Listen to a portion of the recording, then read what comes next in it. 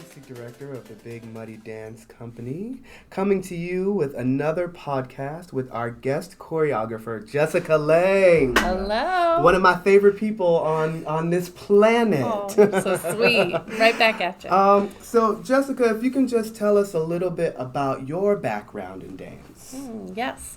Well, I started dancing in a local dancing school in Pennsylvania, as well as a ballet conservatory. So Pennsylvania Ballet and then Pennsylvania Academy of Ballet. And then I had no desire, or actually I had no knowledge I could become a dancer. I didn't know that was a profession. I thought dance was a hobby where my friends were. It was something I did after school and I had a good time. But it was maybe around the age of 13, 14, I met Joe Lantieri, who is the founder of New York City Dance Alliance. But this was before he was the founder of New York City Dance Alliance. And he was doing many different things, but he was a teacher at Steps on Broadway. And I grew up doing dance competitions, and I went to a workshop, and he was the teacher, and he just said to me after class, I thanked him, and he said, "You're really talented. You should come take my class sometime." That was it. It was some flip of a switch, like just changed in me, and something was ignited, and I went out to my parents and proclaimed that I wanted to move to New York and be a dancer, to which my parents were very supportive. They didn't say anything. My sister was already on that trajectory. She wanted to be a dancer. She was already going to university for dance, and my parents made it happen for me. My mom started driving me into New York every day from Philadelphia. Oh my goodness. Yes, and I would take Joe's class. And that was it. It was just something instant. I knew I wanted to live in New York, be a dancer, and it was really quite like final and determined. And then it was Joe who said, "What are you going to do next?" Like to my mom, what does she want to do? And she was like, "Well, obviously college." And he said, "Where and how about Juilliard?" And so it was with him. Wow. Yeah, it was his insight to say, That's apply amazing. to Juilliard, come with me. He taught there, he taught jazz. And so I came with him. He introduced me to the school. Essentially, just I got to see what life was like there. And then I applied and I got in. And that was how I ended up in New York, following this dream and immersed in this like artistic culture. I had no idea. Yeah, it's so incredible to like at such a young age meet someone to be like that impactful in your life, to tell you like, hey, this is possible, and you're this great, right? Like that's really incredible. There's a possibility, and I just think that's why I think education is so important and runs in tandem to who I am as a professional now, because like anybody, we should be looking forward and looking back and helping people along and turning the light on and saying, look what's possible. Ooh, you're speaking to my soul. You're speaking to my soul. Yeah. Now, if you can tell us let's talk a little bit about the calling. Now, yes. This work is one of the many just gorgeously like aesthetically pleasing, the movement, the marriage of all of the artistic elements coming together, the costume, the movement, the sound, the simple lights. And I also the last piece I saw you do on the Ailey Company, I was like, oh my, like aesthetically all of this is just so pleasing. So have been a fan of your work forever. But if you can just tell us a little bit about the calling specifically. Sure, yes. Well, the calling is really very special and near and dear to my heart. It was, the seed it was self-ignited, really. So when I was at Juilliard, the director was Benjamin Harkarvey.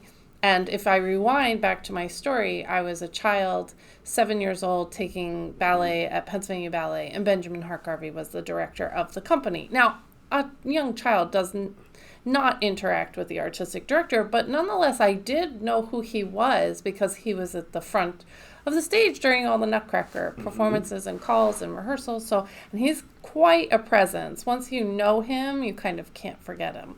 So he became my mentor at Juilliard. He guided me. He helped me get my job with Twyla Tharp as a company member. He organized a private audition for me, to which that's where I danced professionally. And then he helped guide me when I was under the realization that I didn't want to be a professional dancer, that I thought that there was more to this creative life.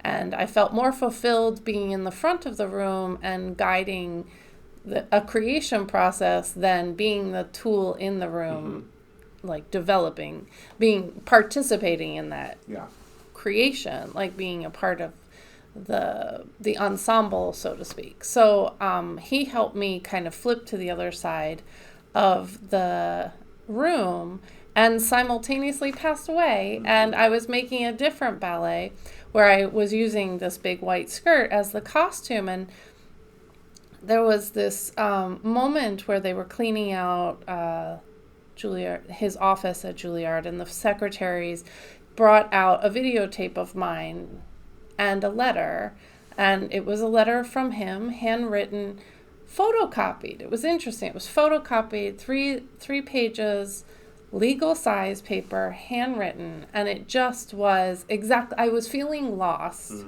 in that day, just having a bad day, and to have his words in front of me, like if I could speak to him one more time.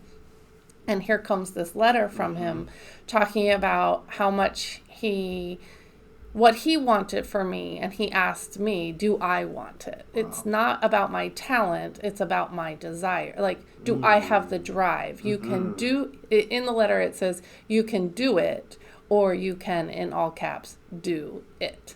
And I was like, okay, he means business. And so I hold this letter close to my heart. I sat on it for a little bit, and then one day I read it, and I said, I had the skirt, and my husband, Kanji Sagawa, is a dancer with Alvin Ailey American Dance Theater at the moment, and I just turned to him and felt the impulse, I have to go make a dance, like right now, about my experience of when you have a mentor and you have someone so great and powerful who's so influential and you lose them, but you have something of a memory. It's like he really did kind of set me up, started like wound my clock, put my feet in motion and said, walk, do it. This is your calling. And so it's become this like seed of a piece that kind of in 4 minutes tells you who I am. In the simplicity, the elegance, the drama, the understated, overstated visual.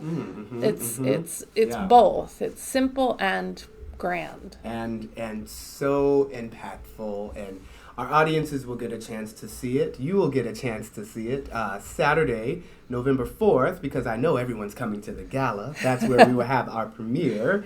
And Sunday, twice, November 5th. So speaking about the Big Muddy Dance Company, I know you're just getting to know us. But what, any first impressions, any feelings about what's happening here in St. Louis in the dance community? Oh, it's so exciting. I mean, I feel so honored to be here and be a part of this, the beginning of your tenure as artistic director, and as you're taking the helm and sharing your vision of what we need, what the world needs, bringing a group of voices together, both artistic in terms of choreography, but also the dancers. And it makes the dancers are so warm and so capable and conscious and dedicated. I can see it already. In the little time that I know them, they make a really beautiful unit of humanity. It's really a kind environment. I can see that. I can sense their seriousness, their dedication to the love of the arts. It's just so clear. Yeah, I really love having had the space and time to come here to St. Louis to tap into some parts of my identity that I didn't even know was there. And I think that, what you're speaking to is the same thing for these young dancers, to be able to, to come into a space and be vulnerable, and to give of yourself freely so that you can learn and grow as much as possible, right? I think that, so for me, that's kind of what attracted me to St. Louis, that along with the thriving art scene, and just knowing that I could come here and inhale and exhale a little bit, and really be vigilant about learning and growing. And I think that that's part of what's already baked into what you see with the dancers. And it's just, I'm very proud to hear you and to hear you say that. Major congratulations already. I mean, it's really, there's a strong sense of community here and vision, and I see it and I believe in it, and I'm here to support and contribute however I can. I love you, Jessica.